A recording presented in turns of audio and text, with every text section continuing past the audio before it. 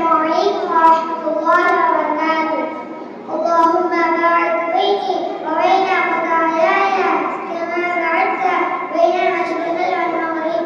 اللهم نقني من خطاياي كما ينقى الثوب الأبيض من الدنس.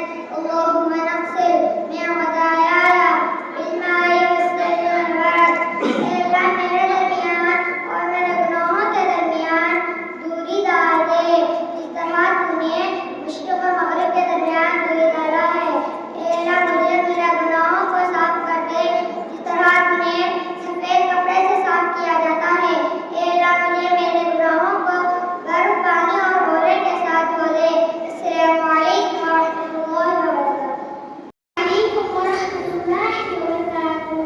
اللهم أنت ربي لا إله إلا أنت خلقتني وأنا عبدك وأنا لهدك ووعدك ما استطعت أعوذ بك من شر ما صنعت أبوء لك بنعمتك علي أبوء بذنبي فاغفر لي فإنه لا يغفر الذنوب إلا أنت। ऐ अल्लाह तू ही मेरा रब है, तेरे सिवा कोई माबूद नहीं। तूने मुझे पैदा फरमाया और मैं तेरी बंदी हूँ और मैं अपनी ताकत के मुताबिक तेरे अहद और वादे पर कायम हूँ। मैं तुझसे इस चीज के शर से पनाह मांगती हूँ जिसका मैंने इर्तिकाब किया। मैं तेरे सामने तेरे इनाम का इकरार करती हूँ जो मुझ पर हो और मैं अपने गुनाहों का इकरार करती हूँ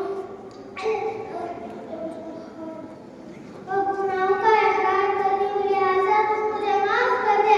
वाकई यह है कि तेरे सिवा कोई गुनाहों को माफ कर नहीं सकता। अस्सलामु अलैकुम वरहमतुल्लाहि वबरकातुहू। मेरे प्यारे बहनों और भाइयों, आज मैं एक बहुत अहम और नाजुक मौजू पर बात करना चाहती हूँ और वो है वालिदैन और घरवालों की दीनी हक़दार। प्यारे हाज़रीन, अल्लाह ताला ने वालिदैन को जिम्मेदारी दी है कि वो अपने बच्चों को सिर्फ दुनिया ही नहीं बल्कि आखिरत की भी तरबियत करें। लेकिन अफसोस की बात है कि आज के दौर में कई घरों में दीनी तालीम को सेकेंडरी में समझा जा रहा है। बच्चा स्कूल जाता है, ट्यूशन जाता है, लेकिन नमाज, कुरान और दीन की बात घर में कम होती जा रही है।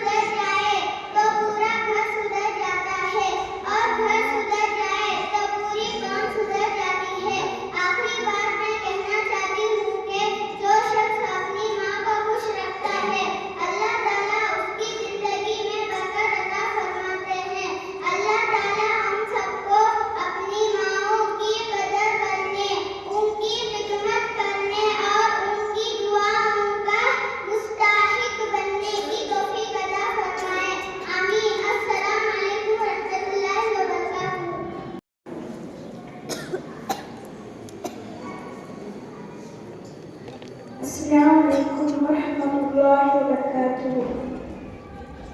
अल्हम्दुलिल्लाहि रब्बिल आलमीन, अम्मा बाद।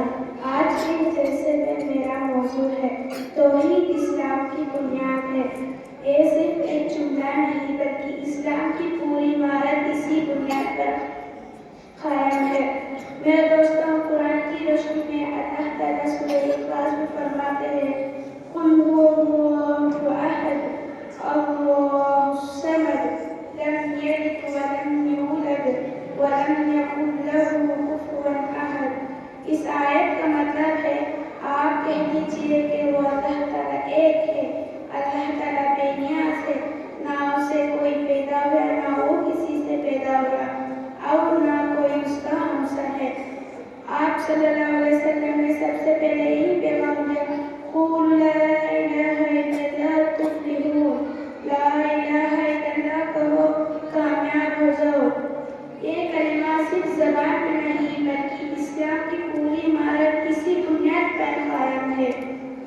मेरे दोस्तों, तौहीद का तकाज़ा, तौहीद हमसे ये चाहती है कि हम सिर्फ अल्लाह से मांगे, सिर्फ अल्लाह पर भरोसा रखें, सिर्फ अल्लाह की इबादत करें और हर किस्म के शिर्क से बचो।